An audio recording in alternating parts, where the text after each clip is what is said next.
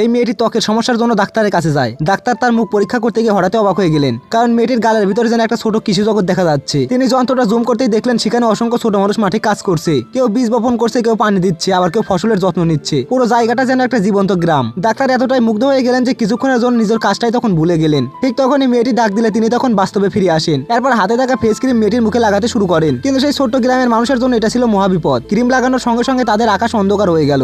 দূর থেকে বিশাল সাদা ঢেউ তাদের দিকে ধেয়ে আসতে লাগলো। গ্রামের এক লোক বুঝতে পেরে সবাইকে পালাতে বলল। সবাই তখন কাজ ফেলে দৌড়াতে শুরু করলো, কিন্তু সামনে ছিল গভীর খাদ, পিছনে ভয়ঙ্কর সাদা ঢেউ, সামনে তখন মৃত্যুর ফাঁদ। তারা বুঝে গেল যে এখন আর বাঁচার কোনো উপায় নেই। তখন সবাই নিজের প্রিয়জনকে শেষবারের মতো জড়িয়ে ধরলো। এক বৃদ্ধ তখন আফসোস করলেন আর বললেন যে স্ত্রীকে সময় দিতে পারিনি।